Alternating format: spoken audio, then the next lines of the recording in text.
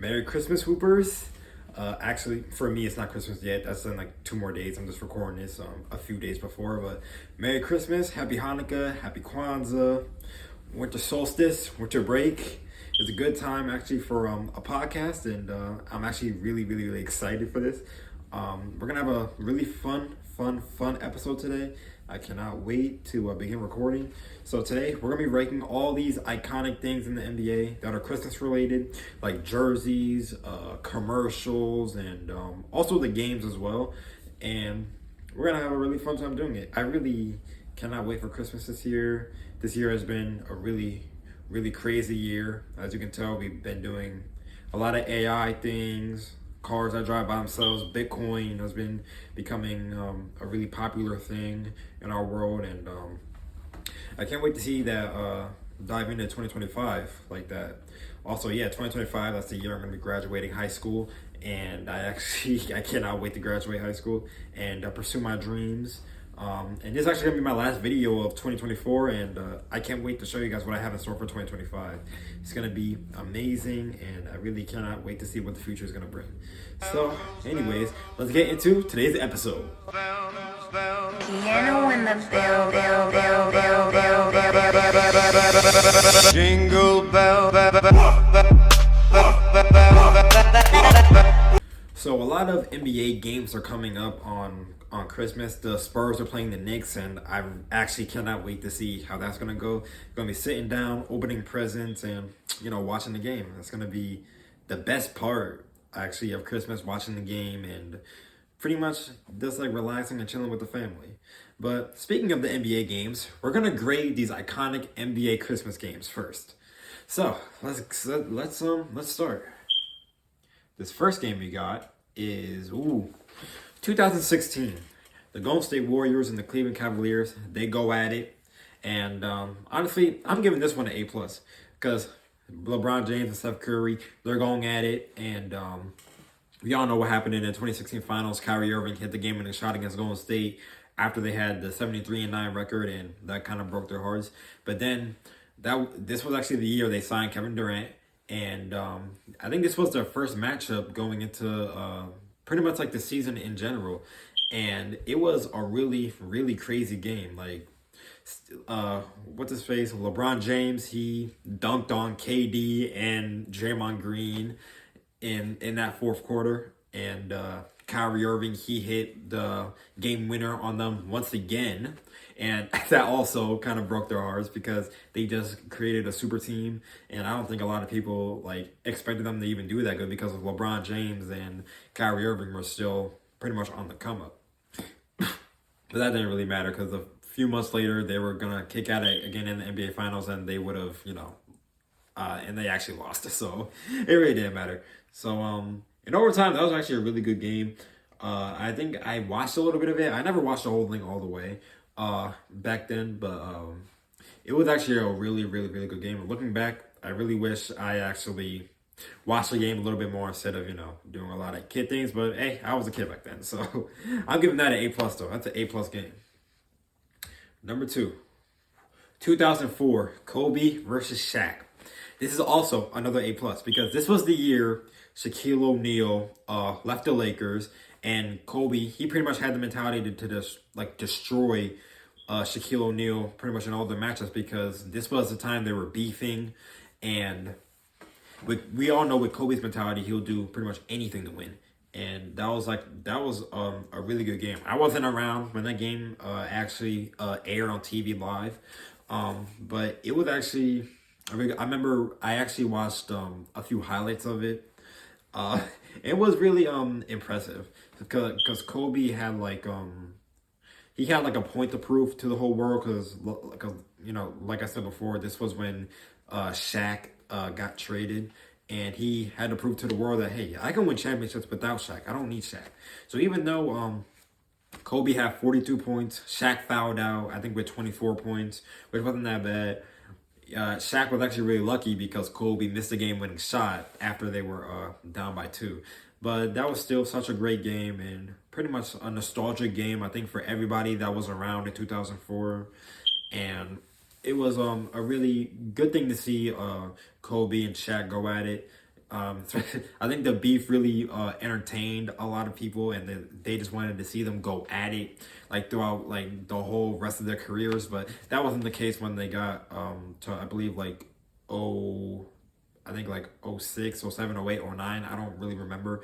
But after that beef kind of fizzled away, it's pretty much been like all Kobe's route pretty much. And then Shaq lost it, and then he retired.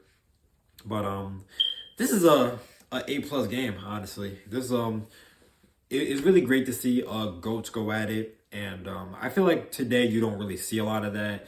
A lot of people pretty much are worried more about like injuries and like them being injury prone, but back then that wasn't really the case. And you know, it's really good to see pretty much like teams like that just go at it and then just like have fun doing it, because like I actually watched watching like a few highlights of it. I watched the first play of the game. Shaq, he blocked Kobe's shot, and then Kobe came back down the next play and he said, "You know what? I'm gonna do it again on you," because Shaq actually said Kobe's a Corvette and he's the brick wall, and he was trying to just pretty much like intimidate him, and that was really a really nostalgic thing to see. But that's an A+ right there. Number 3, 2021, the Bucks versus the Celtics. I can't lie, fam. This might be like a C or C- at best, because I feel like it wasn't really a really fun game to watch. Even though, hey, Giannis had 36 points against the Celtics at that time. That was when Boston, I think, they were going to go to the NBA Finals like in a few months, not that other year before. But this was when pretty much Giannis, he had his ring, his Finals MVP thing, and that he was pretty much like, he pretty much thought he could like take over the Celtics, even though he had 36 points. I felt like it wasn't that like an impressive Christmas Day game, really. I felt like it was kind of boring. And also you had George Hill just taking mad threes, acting like he could hit those on a day-to-day basis. He's a good shooter, but hey, it wasn't really fun hoops to watch, like for the Celtics and the Bucks, because at that time Tatum wasn't really, he was still young. He didn't have his ring yet, and he was playing okay, but I felt like it wasn't that exciting. So that's why I'm giving this one a C. Next game. This was a good one too. 2017 Rockets versus the Oklahoma City Thunder. This was actually a good game because this was the year the Rockets and OKC both had really good teams. For OKC, Paul George teamed up with Russell Westbrook, Steven Adams, Carmelo Anthony, and the Rockets had their big trio of what's his face, James Harden, Chris Paul, Clint Capella, who's also a really dominant center, and it was a really good it was really good like hoops to watch because Steven Adams and Clint Capella were going at it, and pretty much like it was like it was kind of like they were back in their prime. Even though the Rockets were a better team and the Thunder actually did beat them, it actually was pretty entertaining to watch. I can't lie, it was really entertaining to watch. And it's crazy because the Rockets were actually the best team in the West that year, going into that next year in 2018, and it was pretty fun hoops to watch. But then the whole scandal with OKC happened, and then it didn't really work out because after they got their behinds whooped in the first round by the Utah Jazz, that kind of fizzled everything out. And then that next year, y'all want to know what happened. It was just awful hoops for OKC. But hey, that's like, honestly, I'll give this one pretty much an A-. It wasn't the best in all the other games I mentioned before, but it wasn't a bad game to watch. So I'm gonna give this one pretty much like an A-. It's not bad. Oh, and this was an instant classic for pretty much all adults and grandparents born from 1989 or was around in 1989, and that was the Hawks versus the Cleveland Cavaliers. Now I know the Cavaliers that year, they didn't have such a great record because the year before they had a really great record, and you know they lost to Michael Jordan, but this is the reason why it's an A+ for me. It's because Dominique Wilkins, Spud Webb, and Moses Malone, they all combined for over 20 points. So all three of them had over 20 points in that game. And let's respect our elders. Spud Webb, he's like 5'7", 5'8". he inspires young hoopers to go out and hey, you can go out and go dunk on people. It don't matter how short you are. And Moses Malone, he was the veteran of that team. Dominique Wilkins was coming into his own as an all-star. And Dominique Wilkins, he also talked about how efficient Moses Malone was and like how relaxed he was before games and after games and how focused he was. And that was pretty much something a young team like them should have. A veteran player who's really focused and, you know, he doesn't get distracted. And honestly, that's actually a really good game. And honestly, it's really fun hoops to watch. And yeah, I wasn't around. I wasn't even near being around back in '89, but it's really great hoops to watch. And that's all, man. I really wish today they have pretty much better games, but I can't wait to see the Knicks and the Spurs play because Cat's been doing really well, and Wembanyama, he's been doing really well. And I remember that one night he had 40 points. I can't lie. He's a really good player, great all-star, but Cat, he's starting to come up on the come up. Even though the Knicks defense still isn't that great today, it's still really fun to see pretty much like what's going to happen. Because we know Wemby's going to be he's going to be like the star of that team. And can't wait to see what happens. Because hopefully Breton has a good game. Cat has a good game. Mikal Bridges has a good game. Josh Hart has a good game. I really can't wait to see all that unfold in 2 more days on Wednesday. I cannot wait. But let's get on to our next rankings. Now, another thing that I really love, and I think all y'all see it in my bedroom, that's the jerseys. I love my jerseys so much. I like wearing my jerseys. So this is like a Christmas-related thing.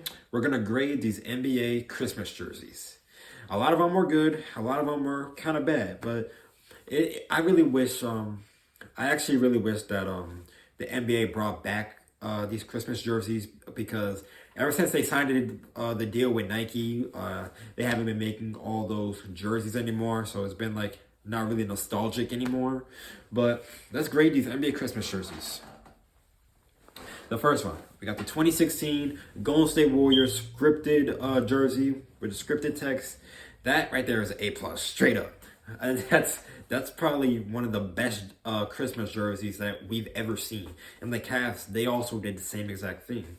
Because I like how they did, they had that's a good color blue, and I really like the yellow text on it. I think it fits the team well. And a lot of teams actually did that year.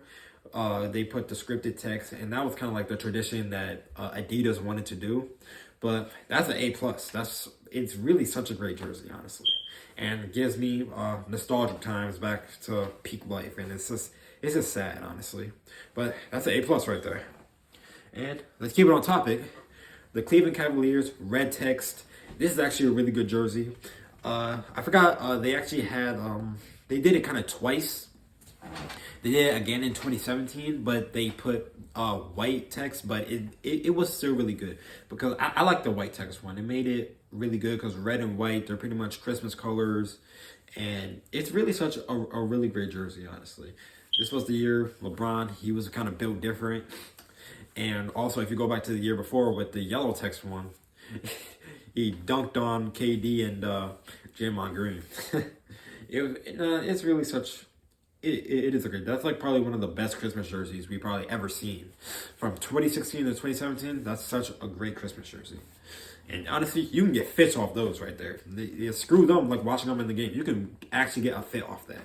I would get a fit off that if I was real. Let's be real. I would definitely get a fit off that. Next one. Oh, God. We got the Miami Heat sleeve jerseys. Oh, God. Honestly, this might be like... It fits. I see what they were trying to do that year with the sleeve jerseys. It fits Miami with the white and the red. It fits them really well. But I'm gonna give it like a C+, a C+ at best. It's really not the best jersey, but it does give nostalgic times. But it wasn't the best jersey that there was that Christmas because there was a lot of sleeved jerseys that year. I forgot what year this was. 2013, 2012, something like that. 2014 maybe. But a lot of teams had those sleeve jerseys, so I don't really like those sleeve jerseys like that. But this is kind of like the scenario where it just works with the Miami Heat because the logo, it's white. You know, they got their red uniform on it, so it kind of works. I see what they were doing with this, but this right here is like a C plus at best. Go to oh god. All right, so y'all know how I was talking about oh, the red and the white, it applies good for the Chicago Bulls. This does not apply at all. My bad, because bro, oh my god, yo, they did Derrick Rose so dirty with this pose right here. I don't know what the heck this is. Where he got the basketball in his hand like that, as if he got dripped. This was not good. This right here is like a D, almost an F, because this does not apply at all. Because that doesn't even look like white. It looks like gray. It looks like steel. I don't like that. It looks gross. It looks disgusting. No. And Derrick Rose, they did you so dirty with that pose, bro. I'm just going to move on. Because this is not a good Christmas jersey at all. This is a D. My fault. Next one, we got the white Lakers jersey with the white text. This is another A+.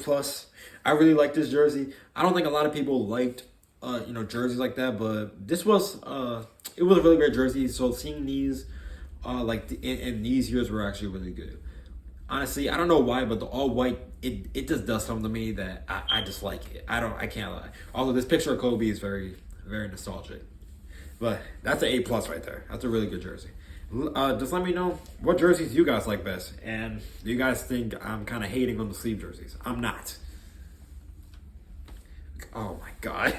But yeah, I don't know what this is right here. We got the jerseys with the small logo in front and the first name in the back. Oh my god. This right here is an F, bro. My bad. This is a mean F tier. Oh, come on now. Can y'all just look at this real quick? I'm looking at this Chicago Bulls one with the you can't even see the bull right there in the front, dude. It looks so, I don't even know. It looks so empty. You could barely see the bull. And then if you go to the other side, it has his first name in the back. But why the heck is the text white in the back, like the background text white? And it has the first, like that's not good. Same with this OKC one right here. Like they put the small logo in front and the first name in the back, but why is there a white like background text for it? That's not no. These are kind of gross. I can't front. These are actually disgusting. This is a mean F. Let me know what y'all think of this one, or like if you guys think I'm like hating on this one. I don't think I am, because I don't think these look that good at all. Even this yellow one right here, dude. Like this yellow one does not look good. With the Cavs one, that does not look. Oh my god, no. This is an F. My bad. Oh no, that's an F. And that's pretty much it. I can't lie, after those years, they kind of did get better with the Christmas jerseys. But, right after the NBA signed the deal with Nike, we haven't been seeing all those jerseys anymore. And I really wish today they actually brought those jerseys back. I actually really like a lot of those jerseys, especially the scripted jerseys. I really like those ones. But let me know what y'all think. What jersey do you guys like the best? Honestly, I think the best one I like is probably the red LeBron James one with the scripted text. That was actually a really great jersey. I can't front. It's such a great jersey. Gives me, again, nostalgic times. Nostalgia is getting to me. I'm getting older, and it's crazy. But next thing we're going to do is, I think what everyone sees on TV, the commercials, the Christmas commercials, especially before Thanksgiving even starts, you see the Christmas commercials already. So we're going to grade these NBA Christmas commercials. Okay. These commercials are actually, a lot of them are actually really good. Oops, I went the wrong way, my bad. First one, the iconic Jingle Hoops commercial. This right here is the A+. Now, this gives me nostalgia again, because I don't really know how many people actually brought those Jingle Hoops when they were younger. Me personally, I never got it when I was younger, because this was like, 2014, I believe.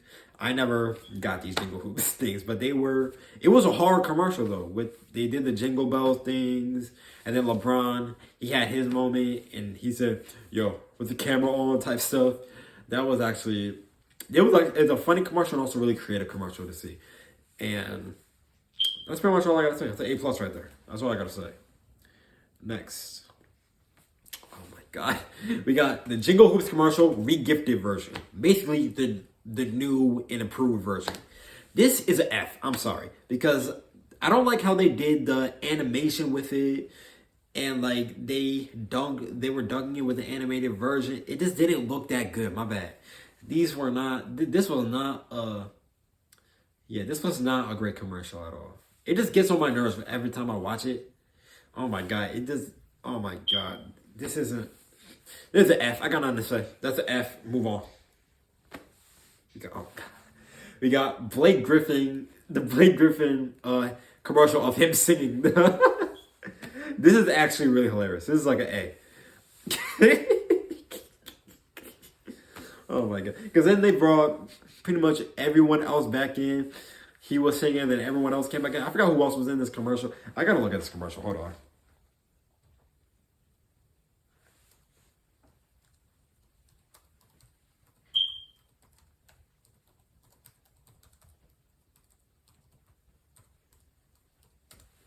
Hold on, wait, let me see, y'all.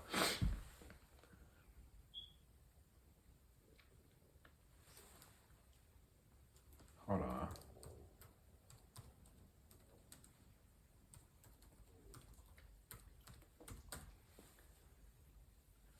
Is it this one? Oh yeah, this is one, I think. Oops, hold on.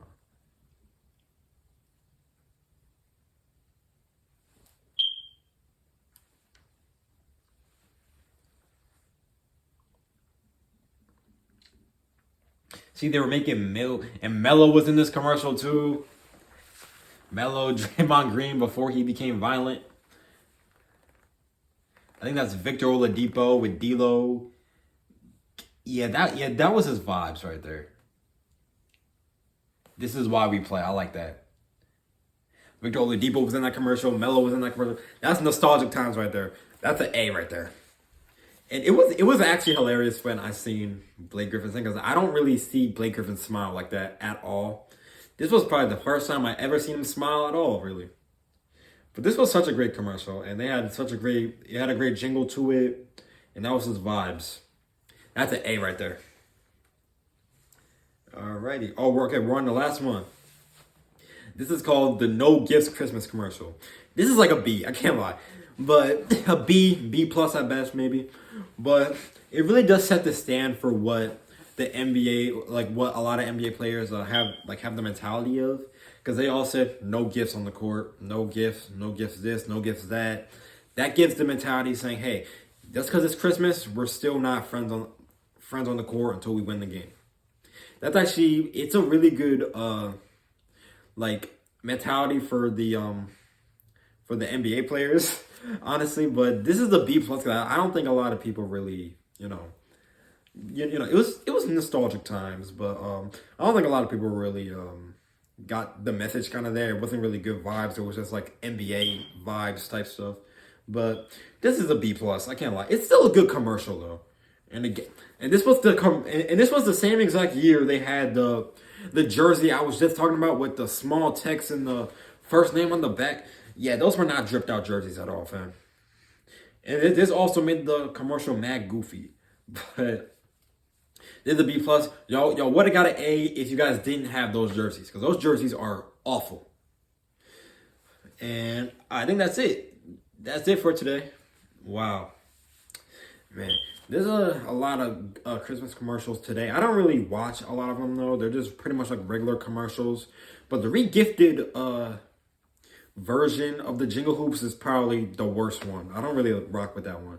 It's new and improved. I get what they were trying to do. It was new and improved. And a lot of people thought like, hey, maybe they could bring it back, blah, blah, blah. Maybe a lot of people will like it. But me personally, I don't like it because they animated it. And it didn't look too fun. If they didn't do the animated version of it, it probably would have been a little bit better. But I like how they try to bring it back to the new generation. But they could have did a way better job with that. Especially with that jersey I was just talking about. The small logo type jersey. They could have did a better job with that. I know it was like, that was the time where life was just peaked. But that was probably the worst jerseys they had, honestly. But But I really hope you guys have a Merry Christmas, Happy Hanukkah, Kwanzaa, whatever you guys celebrate. Go hang out with family, open presents, and I cannot wait. I can't wait for Christmas, honestly. I told y'all this before. I'm not recording this on Christmas. This is 2 days before Christmas, but I'm posting it on Christmas to make it good. But hope you guys have a Merry Christmas, Happy Hanukkah, Kwanzaa, and I'll see y'all next year.